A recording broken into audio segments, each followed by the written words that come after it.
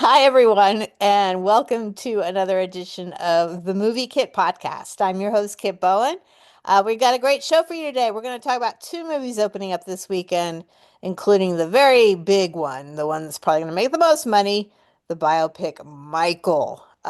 Joining me in this conversation is Joel Amos. Hi, Joel. Hello, how are you? Good. Well, Joel saw Michael, and I saw the other one we'll talk about after Michael, which is Over Your Dead Body. But we'll start with Michael because that's the big one, I think, this weekend. It is, like I said, a biopic of Michael Jackson, played by his nephew, Jermaine Jackson's son, Jaafar Jackson. And it pretty much, I guess, chronicles the his rise to fame in a way, right? Sort of, kind of up to a Pretty certain much, point. yeah. Yeah. It's directed by Antoine Fuqua and written by John Logan. It's getting a lot of press on it. Also starring Nia Long, I believe as his mom, Catherine Jackson, Colman Domingo, who we love, as Joseph Jackson, and then of course a myriad of other people playing the Jacksons. But those are the main stars. So, Joel, what did you think of Michael? This is I when Thriller came out, I just ate it up, and Yeah. I'll never forget a road trip across the country. I listened to nothing but that album, and so this is a movie that's made for people like me and people who have learned to love Michael for particularly this era.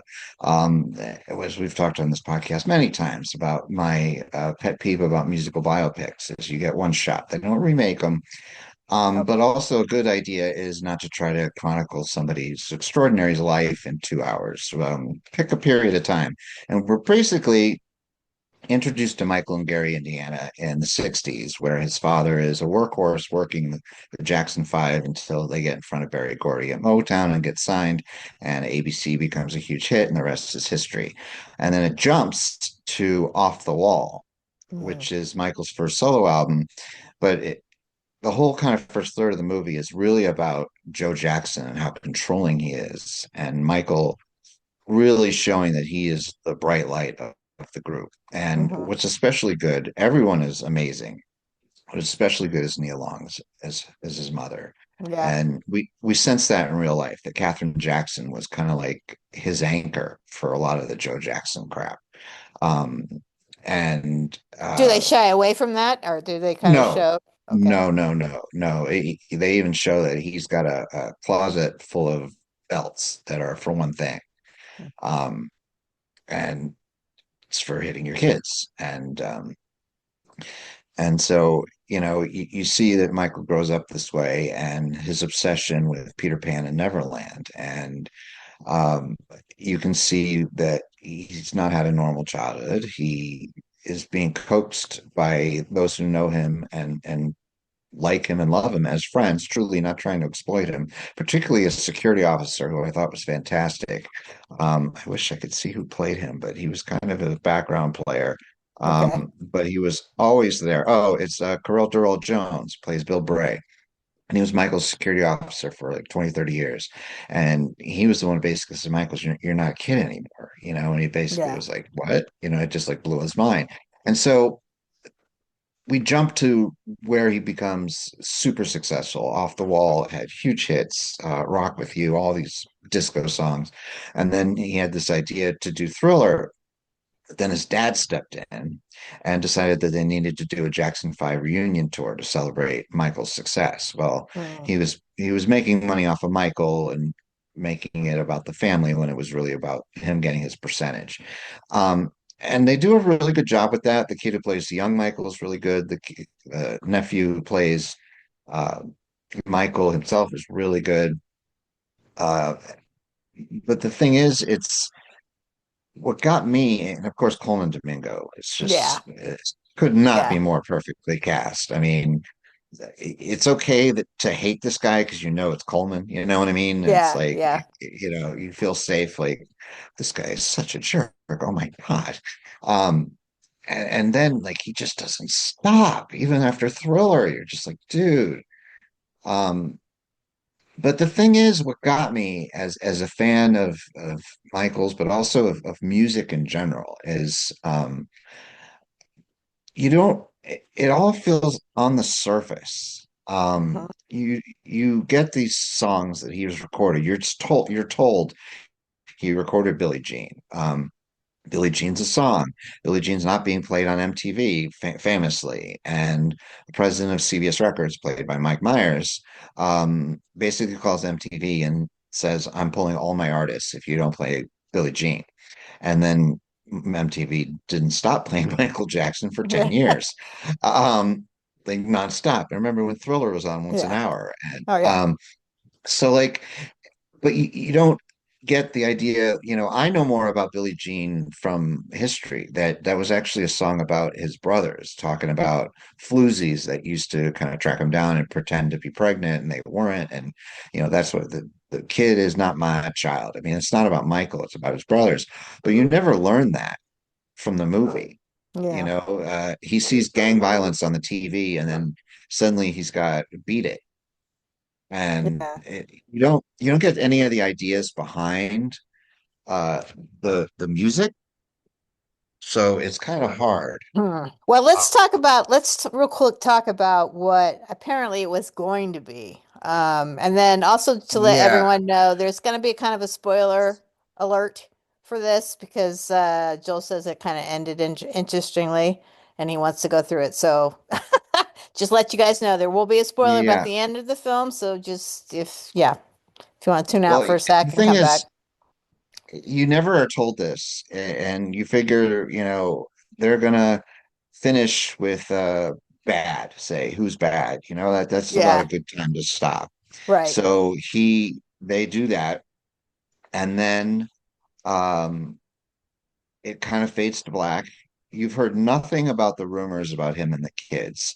You've heard nothing about him building Neverland. You've heard nothing about any of this stuff. The only controversy was his hair catching on fire, which they cover. And then he sings Bad at Wembley, and it's like this triumphant moment, kind of like Queen at Wembley in Bohemian Rhapsody. It's like, Hmm. okay, well, I guess we're going to end the movie here.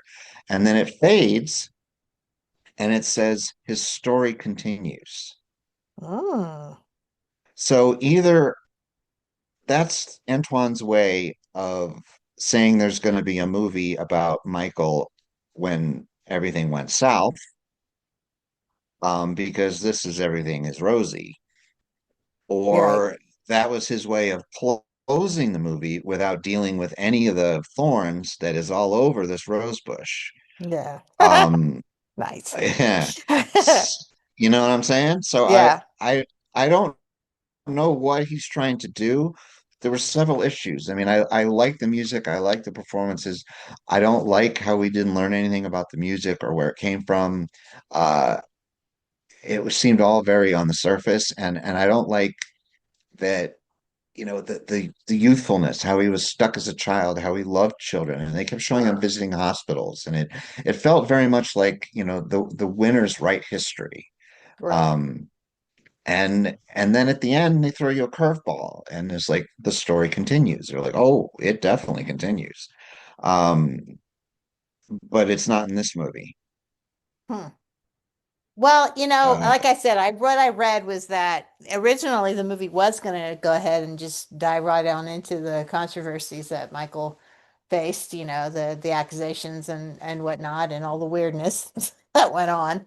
Um, but that the estate stepped in and said, nope, can't do that. So they had to redo it. That's what I heard. I don't know if that's exactly the truth, but definitely, um, definitely the original intent was to talk about the controversies, because if you you really, watch the sorry, if you watch the trailer carefully, there's a shot where he stands up on top of a limo, and he famously did that when he came out of the trial, ah, and he was surrounded by fans, and that was kind of his way of trying to influence the jury, maybe like, look how much people love me. And they repurposed that shot in this movie, to where he stands up on top of a limo outside of Tower Records for a record signing, which I don't think he ever ah, did. ah. Well, look, So I think why I think it's going to do well is those people like yourself and my sister, for example. I mean, just the millions and millions of people who loved him so much when he Yeah, started his solo career, and the how Thriller just changed the game, changed the yeah, video music game, changed just all kinds of stuff, and just how incredibly talented he was. So yeah, I think people will want to just go ahead and go back into that world again and remember what they thought about him and how they loved him. Because certainly yeah. when he's passed, it wasn't the same. I mean, he, the poor guy through probably no fault of his own. I mean, as far as how he was brought up and just everything, he was a very troubled person mentally, and I never was a huge Michael Jackson fan. I mean, I definitely like a lot of his songs, his earlier songs mostly. But actually, I'm more of a Janet Jackson fan for whatever reason. I heard Yeah. she wasn't even represented in the film at all. No, no. Declined. Yeah. There's Latoya, and it's like Janet who? Um, Yeah. yeah, Well, I mean, I'm just saying I don't really want to see this movie because I mean, I probably will eventually, but it's just not something that holds close to my heart. I don't even think I would want to have seen it even if it was more gritty and real, about and diving and into.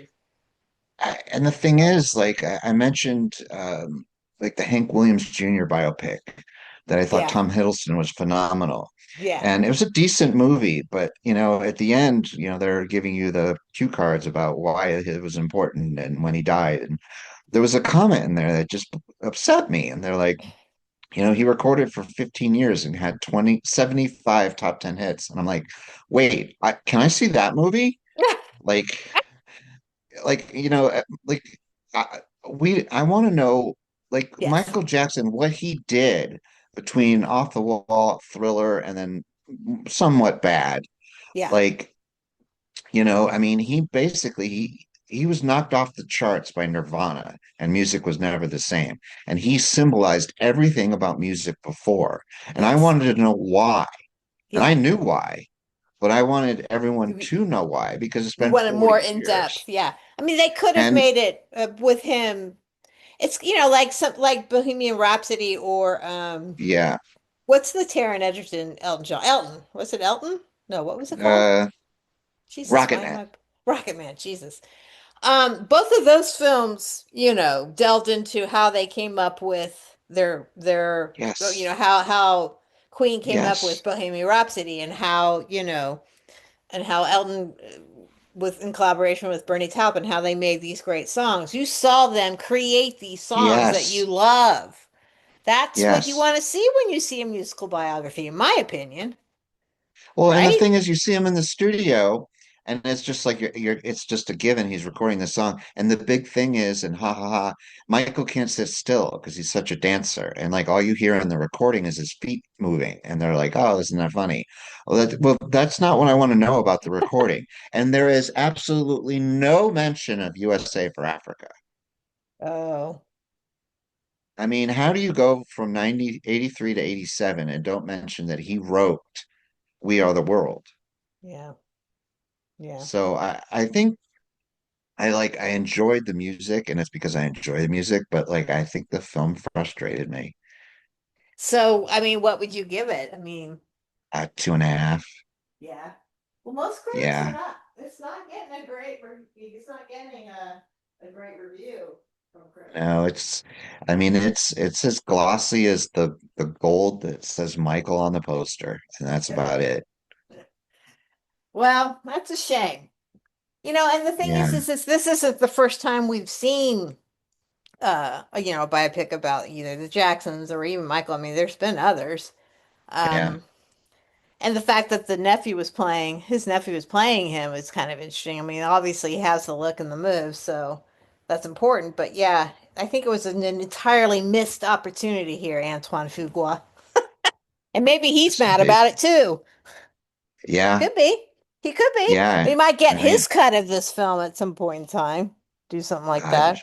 be interested. I mean, he may have felt like he made this movie with a hand tied behind his back. Yeah.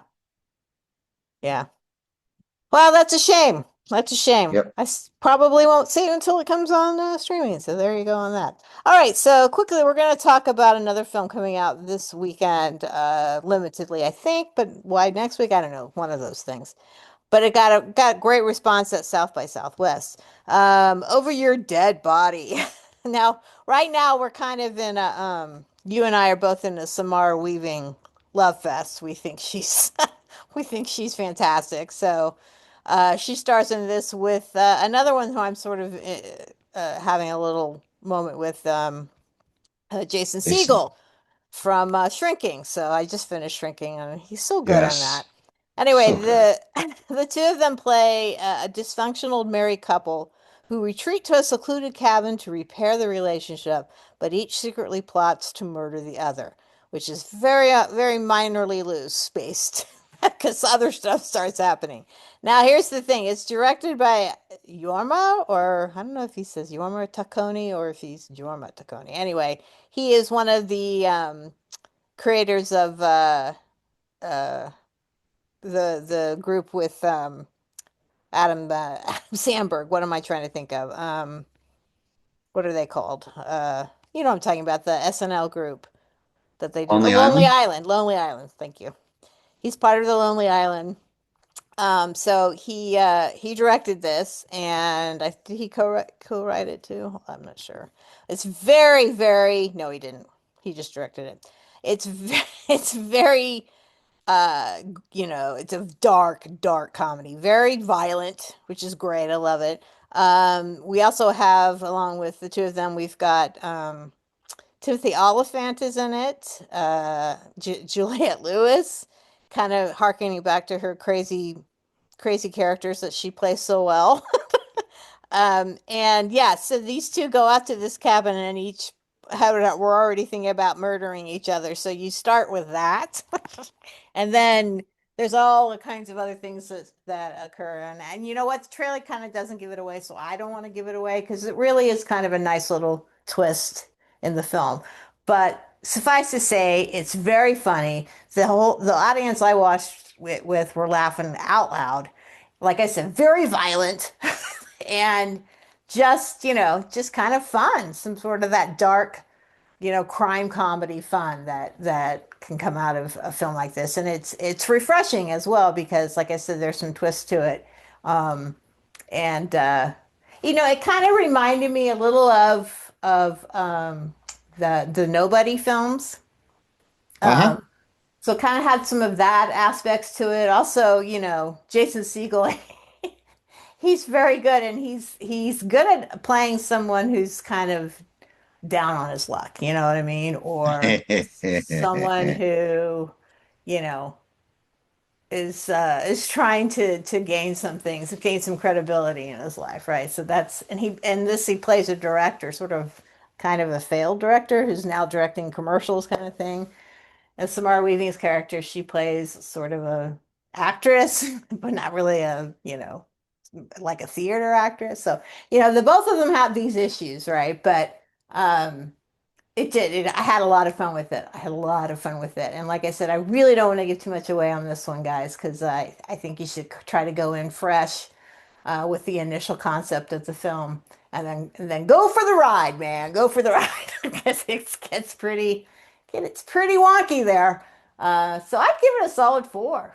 I really Nice. enjoyed it. Yeah, I really enjoyed it. Well, I mean, And go I ahead. love everyone involved. I love Yeah, everyone involved, and I think Jason Segel's having a moment, and he really deserves it. yeah, He's really put in his time, and he's done some great things over the years, and he's really making the most of this part of his career, I think, and in a very yeah, smart way.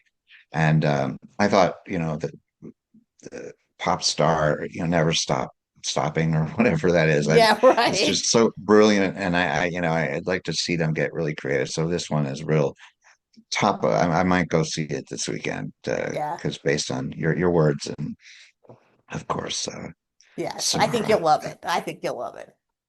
I think Good, you'll love good. it.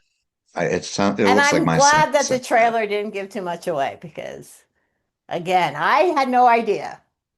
I had Good. I only knew the basic concept of it, and I thought, okay, I'm in for this. This should be fun, you know. This could be like War of the Roses or something like that, right? Yes.